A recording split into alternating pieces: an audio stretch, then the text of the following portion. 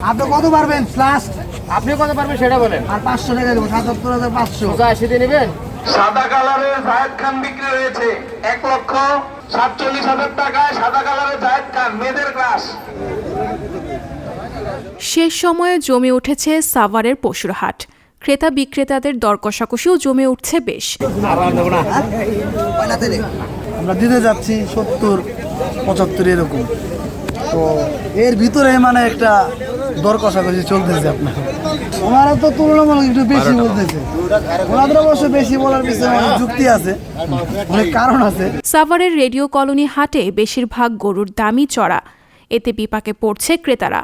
ক্রেতাদের অভিযোগ, বিক্রেতারা বেশি দামে বিক্রির জন্য বাড়তি দাম আদায়ের চেষ্টা করছে। আমাদের সাভারের রেডিও কলোনি আজ বাদে কালকে ঈদ, অথচ গরুর বাজার যে চওড়া, এই বাজারে আসলে গরু কিনা খুব দায়। মোটামুটি ঘুরতে ঘুরতে পা ব্যথা হয়ে গেছে। এই পর্যন্ত একটা গরু কিনতে পারলাম না। আসলে যে বাজেট, ওই বাজেটে গরুই পাচ্ছি না। অন্যদিকে বিক্রেতারা বলছে বেচা বিক্রি তেমন নেই, গরুর খরচও উঠছে না। আমাদের বাজারে বর্তমান কাস্টমার একটু কম, বুঝছেন, গরুর দাম কম বলছে। আমরা অনেক টাকা বেশি দিয়ে গরু কিনে আনা এলাকা থেকে, কিন্তু আমাদের দাম অনেক 10,000 20,000 কম বলতেছে। আমরা গরু তেমন বিক্রি করতে পারছি না। 30টা গরু আনছি, আমি 7টা গরু বিক্রি করছি। ছোট গরু মনে করেন 110, 20, 30 পর্যন্ত এরকম বিক্রি করা লাগবে। বড় একটা গরু মনে করেন যে 160, 70, মানে অতটা মাঝারি আর কি। বড় গরু তো মনে করেন যে 2 লাখ 2.5 লাখ টাকা এরকম। ঈদুল আজহার বাকি আর মাত্র কয়েক ঘন্টা। ক্রেতা বিক্রেতাদের সমাগমে এখন পশুর হাটে উৎসবের আমেজ। সাধার সাধ্যের মধ্যে পশু কেনার চেষ্টা করছেন ক্রেতারা। দাম এভারেজ মোটামুটি খারাপ না। আছে গরু, ক্রেতা কম গরু আছে, মোটামুটি দাম এভারেজ আছে, একটা খারাপ না, ভালোই। হাটও জমছে ভালো। ছোট গরু সাইজের গরুর দাম একটা, আর বড় গিলা একটু তুলনামূলক বেশি চাচ্ছে দাম গিলা। গরু দেখতেছি অনেক পর্যটন গরু আছে, বাট কম্পিটিটিভ গরু গত বছরের দাম একটু বেশি বেশি মনে হইতেছে।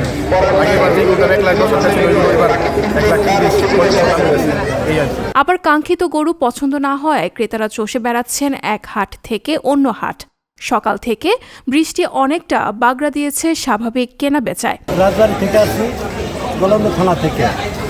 তা আমার গরুটা এখনো 3.5 লাখ টাকা দাম হচ্ছে। আমার আশা 4 লাখ টাকা বিক্রি করতে পারি। আমরা গরু আনছি 8টা, এটাই আমাদের হাটের বড় গরু আর কি। এটাই সেরা গরু। 4টা বিক্রি গেছে ছোট গরু, এটাই হাটের সেরা গরু। এই মার্কেটে গরু আছে প্রচুর পরিমাণ, যে পরিমাণ গরু আছে কাস্টমার অনেক কম আছে। হ্যাঁ, কাস্টমার অনেক কম আছে, তারপরেও দাম দর করিয়া মোটামুটি যা চলতেছে নিতেছে, ভালো লাগছে আমার কাছে। আর আমিও একটা নিচে 1,51,000 টাকা। এখনও ট্রাকে ট্রাকে আসছে গরু।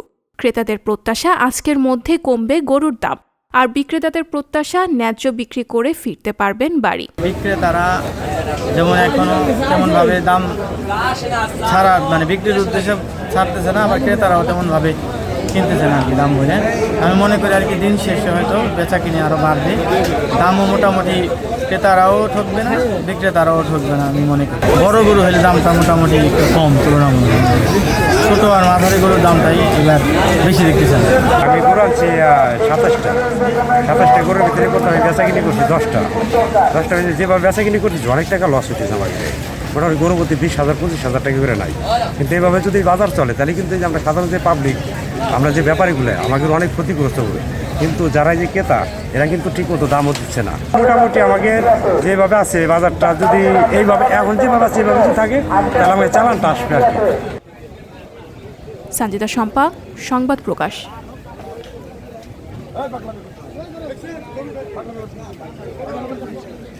সংবাদ, ফিচার ও অনুষ্ঠানের জন্য ভিজিট করুন সংবাদ প্রকাশের ওয়েবসাইট এবং যুক্ত থাকুন ফেসবুক পেজ ও ইউটিউব চ্যানেলের সঙ্গে।